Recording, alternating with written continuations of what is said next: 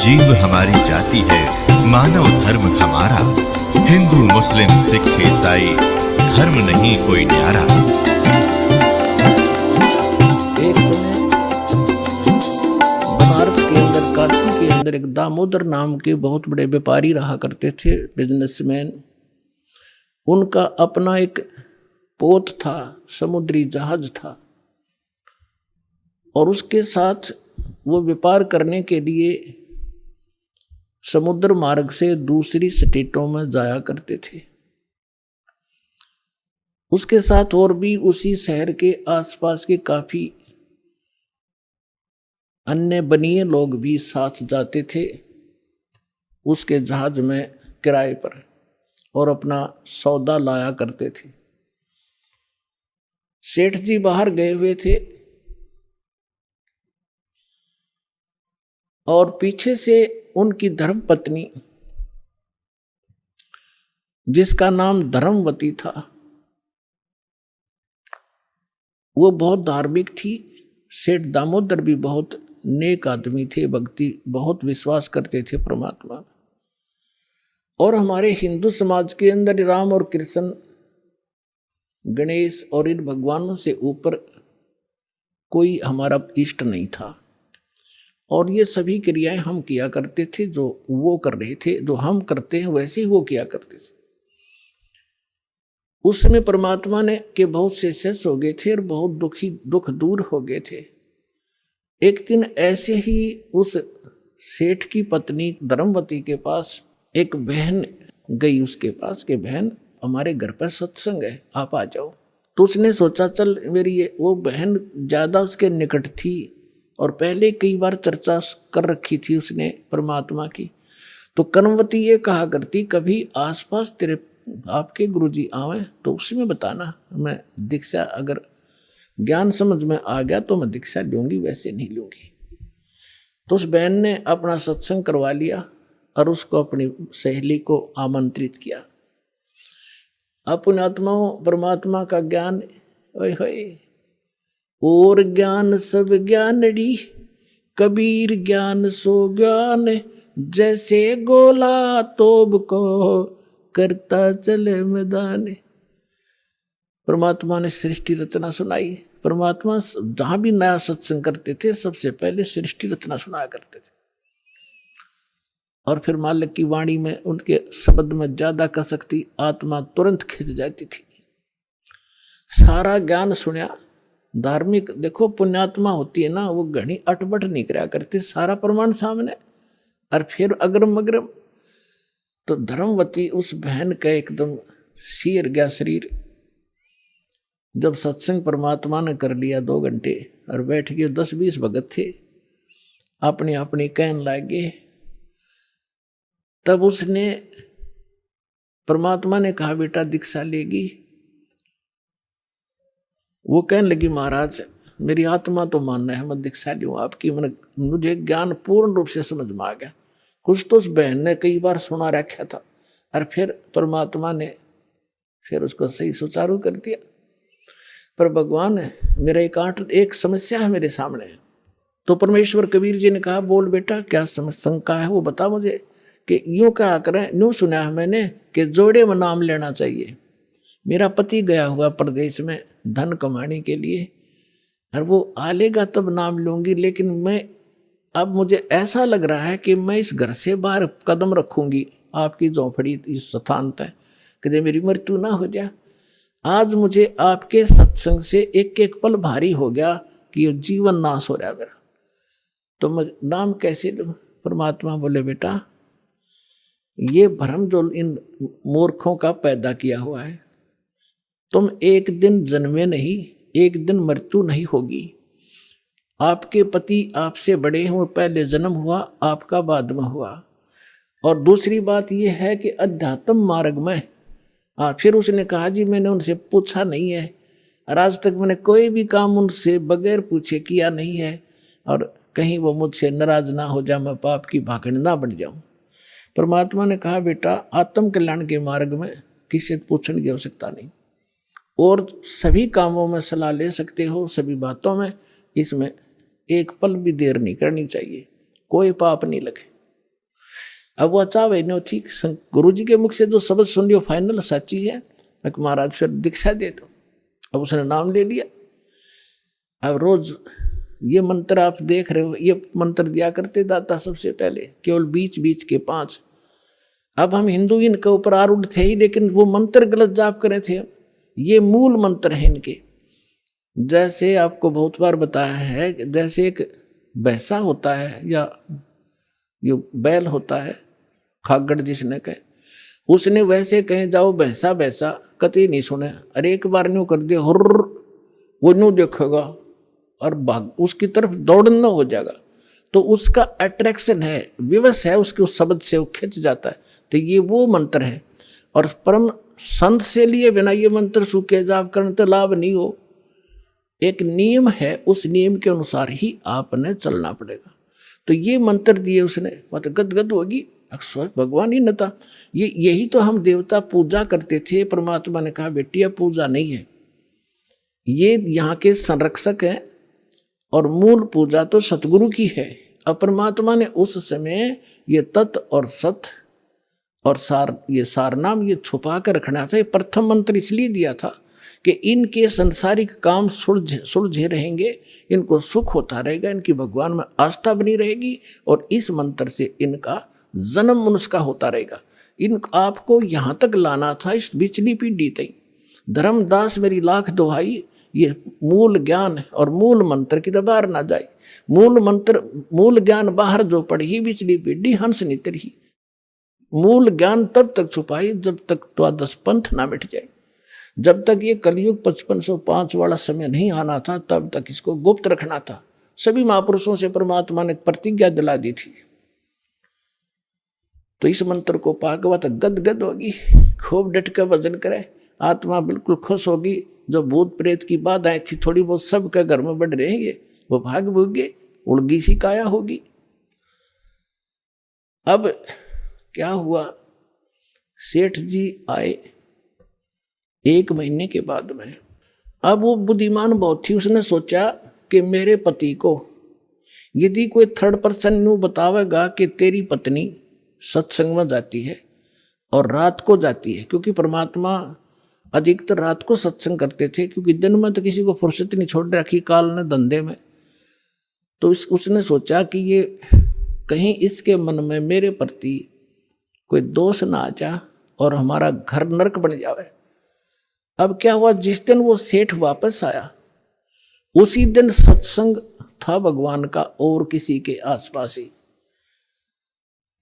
तो उसने सोचा कि अपने पति को मैं पहले बता दूं सारी कहानी, और ये ऐसा व्यक्ति है अगर मेरी बात को यूं मान लेगा तो फिर ये किसी की नहीं सुनेगा। तो जब वो खाना खाने लगा, खाना खिलाते समय उसकी पत्नी ने कहा जी मेरे से गलती बन गई और मुझे क्षमा करोगे, माफ करना। वो कहने लगा कि मैं अपनी पत्नी पर विश्वास करता हूँ, मेरी पत्नी ऐसी गलती नहीं कर सकती जो अक्षम्य ना हो।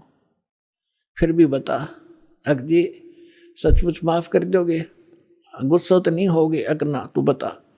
मैंने जी आपके पूछे बिना, मैं ऐसे मेरी पड़ोसन नाम ले रखा है और उसके साथ में सत्संग में चली गई और परमात्मा की वाणी सुनी मैंने, मेरा दिल कर गया नाम लेने, और मैंने आपसे पूछे बिना दीक्षा ले ली। तो वो बोला बड़ी अच्छी बात, इसमें क्या पूछना था, या कोई बुरा काम किया तूने? भगवान की भक्ति की, बहुत अच्छी बात है। उसका उलगा सा हृदय हो गया, अके भगवान बड़ी दया करी दाता, ये तो बिल्कुल सरल देसी बन गया। फिर उसने एक और पॉइंट सोचा कि एक बार इसको वो सत्संग स्थल दिखा दूं जहां हम जाते और आते हैं, ताकि लोग इसको भ्रमित ना कर दें तेरी पत्नी रात में भी जाती है, तो यो आदमी का जल्दी सी सेट नहीं होया करे। और उस दिन सत्संग भी था। तो उसने कहा जी ऐसा है, गुरुजी का आज सत्संग है वहां पर, और मेरी साथ की सारी सहेली चली गई, मैं आपके भोजन पानी में लग गई और देर होगी और ना गई तो गुरुजी के दिन नाराज हो जा, आप मेरे साथ चल पड़ो। तो वो कहने लगा देखो मैं थका हुआ हूँ, दूर से आया हूँ, आप जाओ। और नो बोली आप मैं जाऊँ कैसे, रात का काम कोई साथ नहीं मेरे। तो कहने लगा मैं चल पड़ूंगा और जाते मुझे नींद आवेगी। बता मैं क्या सत्संग सुनूंगा। उसने पता था कि एक बार यूँ चल पड़ा और सत्संग सुन लिया तो आली नींद इसने। तो वो कहने लगी आप यूँ करियो, पीछे से बैठ जियो, नींद आ जाए तो सो जाइयो, गुरुजी कुछ ना कहा करे। तो उसने सोचा चल फिर तो कोई बात नहीं। वो दोनों पति पत्नी आ गए। अब बैठ गई पाछे ने, वो बैठ गया पीछे ने, भगतनी बैठ गई भगतमतियों में। परमात्मा ने वह सृष्टि रचना फिर सुनाई। वो तो जाने थे चोट ने सामने मारना। अब लाला जी ने किसी नींद आवे थी, उसका कलेजा फट गया, थर थर कांपे गात सारा। और नौके सोके सुने ज्ञान कड़ी कसूती तरह। अब सारा ज्ञान सुना के सुन लिया। जब अपनी उसकी पत्नी आई, जी नींद तो नहीं आई? कि नींद करे मेरे तो बेचैनी होगी, काहे की नींद आवे थी? एक न्यू पूछ ले गुरुजी ते मुझे नाम दे देंगे। तो उसने जाके कहा महाराज जी भगत जी आए हैं और यूं कहे दीक्षा मिल जाएगी। कहा बेटा बोला। तब उसने क्या बोली, कहा जा नाम देंगे आपको। सेठ जी जाकर बैठ गया पास में, कहने लगा भाई सुन ले लाला जी। परमात्मा बोले देखो सेठ जी, आप हो इन देवताओं के गणे पुजारी और परमात्मा का नाम लेने के बाद आन उपासना नहीं करनी होगी। वो कहते 100 वर्ष सतगुरु की पूजा, एक दिन आन उपासी और वो अपराधी आत्मा फिर पड़े काल की फांसी। 100 वर्ष गुरु की अनुसार साधना कर ली, सतगुरु के अनुसार, एक दिन भी आन उपासना कर ली ना किसी देवी देवता की, पिछली सारा भट्ठा बैठ जाएगा तेरा। तो वो लाला जी बोला सेठ दामोदर, कहने लगे महाराज जी मैं बाणिया हूँ और सौदा करना खूब जानता हूँ। मैंने सारा कुछ सुन लिया और सब कुछ देख लिया। आज मैंने सारे कथा सुन रखी खूब बड़ी बड़ी, जो ज्ञान आपने दिया इस पृथ्वी पर नहीं। और मैं जो वचन कराया करूँ दाता और पक्का करता हूँ, आप मेरे गुरु, मैं आपका चेला। फिर कहा कि भाई देख मैं दानक और तू लाला जी, कल न तेरी बरादरी वाले भी तुझे धिक्कारेंगे। ने बोला जी मुझे नाम दो और आप साथ रहियो दास के, जो होगा सो देखी जाएगी, मुझे दीक्षा दो। और परमात्मा ने कहा कि और उपासना नहीं करोगे फिर किसी देवी देवता की, नहीं तो नुकसान हो जाएगा। लेकर नाम और परमात्मा का हाथ से चित्र बनाया करते थे, वहाँ जब का हाथ से बनाया करते थे, सब जगह मिला करते थे। वो फोटो ले गया, जो विधि बताई थी विधान वो शुरू कर दिया आपने। फिर कुछ दिन के बाद वो कई दिन सत्संग सुने, फिर व्यापार में जाना था तो सभी वो दूसरे व्यापारी भी साथ थे। अब उसने क्या किया, उस जहाज के अंदर उसने अपना एक कक्ष बना रखा था जिसमें सारे देवी देवताओं के फोटो थे और वहीं अपना घंटी बजाया करता, बैठ कर आरती करा करता, जय गणेश देवा माता थारी पार्वती, ये सारी कथा सारी आरती करा करता। अब उसने क्या किया, जाके पहले सारी मूर्ति उठाई और समुद्र में जहाज उठाए, समुद्र में जल प्रवाह कर दी और एक फोटो परमात्मा कबीर जी का लगा लिया। अब दूसरे जो थे वो लाला जी, उन्हें देखा रहे दामोदर ये देवी देवताओं के फोटो कहाँ गए। तो उसने बताया भाई मैंने दीक्षा ले ली गुरुजी से, और गुरुजी का जो सतगुरु की पूजा करते हैं ना, वो देवी देवताओं की पूजा नहीं करनी होती, इसलिए मैंने वो आदर के साथ जल प्रवाह कर दिया।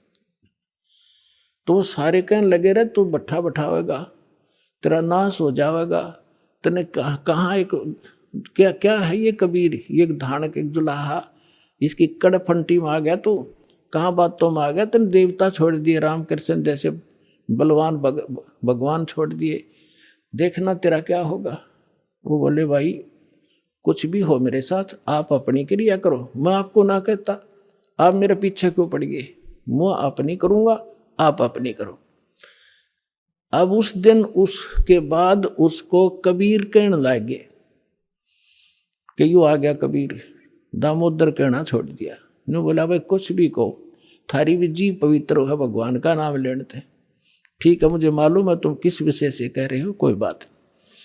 अब वो चले गए और सब अपना माल लाद के बच्चों समेत जा रहे थे कुछ तो, क्योंकि 3-3 4-4 महीने वापस आया करते थे।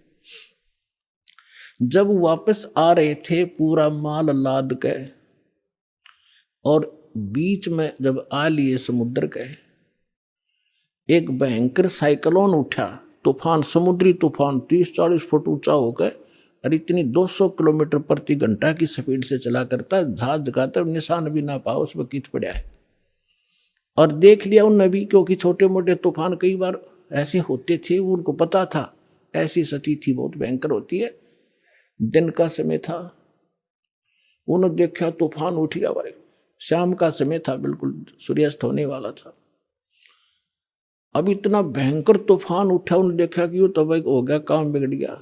और तो थोड़ी बहुत तूफान दूर था, समुद्र में हलचल पहले शुरू होगी और जहाज डगमग करने लगा जो बुरी तरह।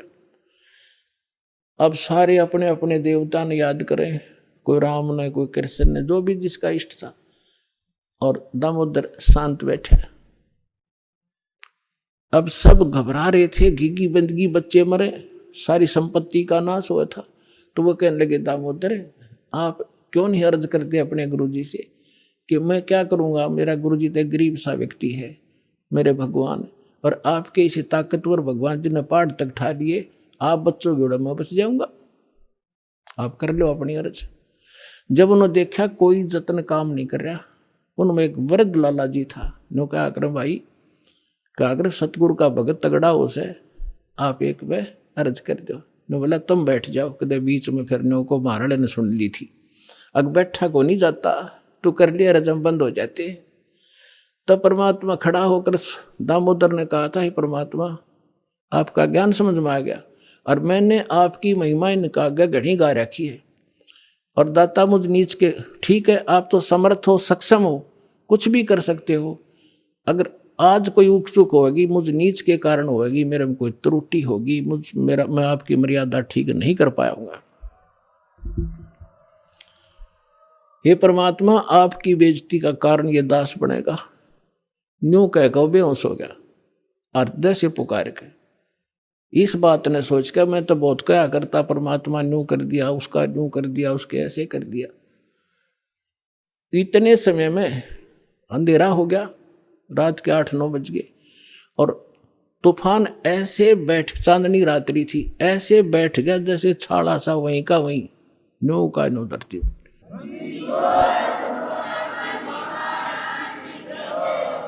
और समुद्र के जल में जरा सी भी हलचल नहीं। अब उस दामोदर को पानी के छींटे छाटे मार के मुंह पे होश में ले आए। तब उन्होंने कहा कि भाई दामोदर हमसे बड़ी घनी गलती हुई, हमने आपके गुरुदेव की बेइज्जती करी, हम कति नीच प्राणी हैं। और उन्होंने संकल्प कराया था कि यदि आज जान बच गई, हमारे भगवान तो फेल हो लिए, जब आज इस तूफान रुक गया, हमारी जान बच गई, दामोदर हम तेरे साथ चलाएंगे, नाम लेंगे उस परमात्मा का।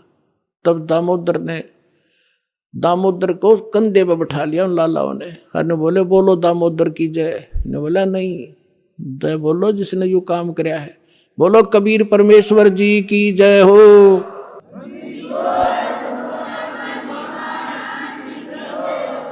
अब उधर से परमात्मा उसी दिन रात्रि में सत्संग कर रहे थे 7-8 बजे सी, और सर्दियों का मौसम था।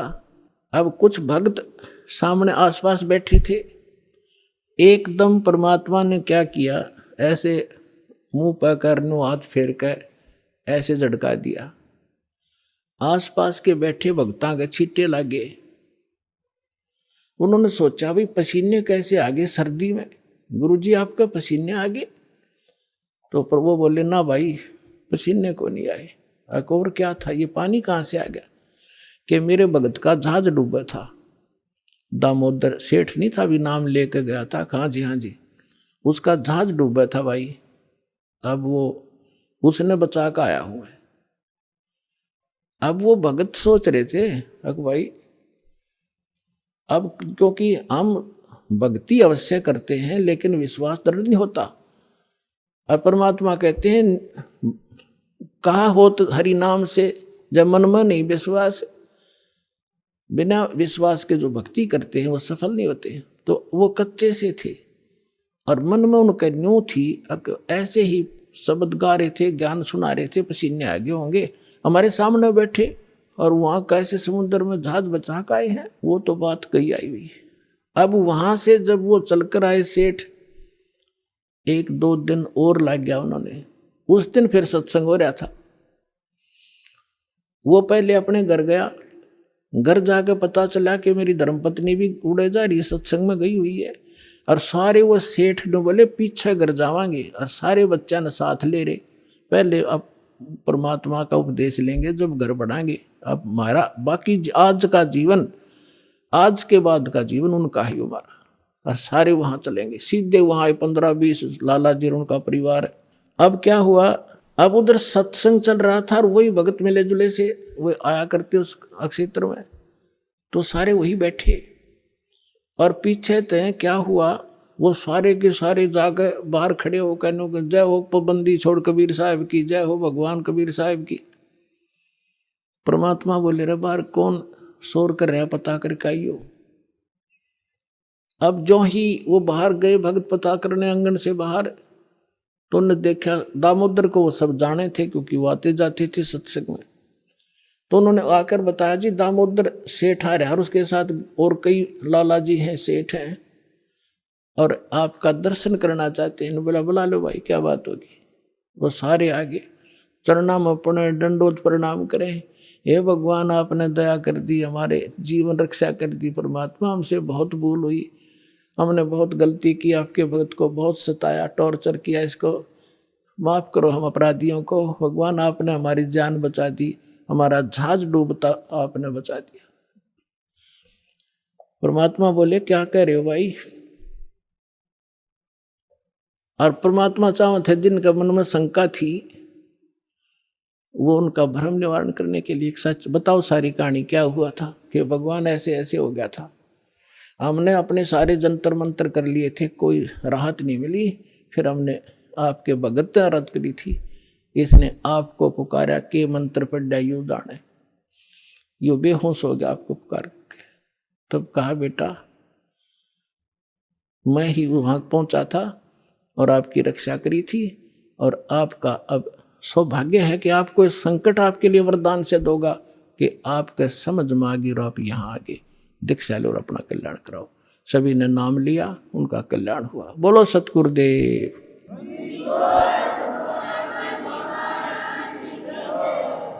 दामोदर सेठ के हुए थे अकाज, अर्ज करी डूबता देखे जहाज। दामोदर सेठ के हुए थे अकाज, अर्ज करी डूबता देखे जहाज। लाज मेरी रखियो गरीब नवाज, समुद्र से पार लंघाने वाले। लाज मेरी रखियो गरीब नवाज, समुद्र से पार लंघाने वाले। धन धन सतगुरु सत कबीर भक्त की, पेड़ मिटाने वाले सत साहिब।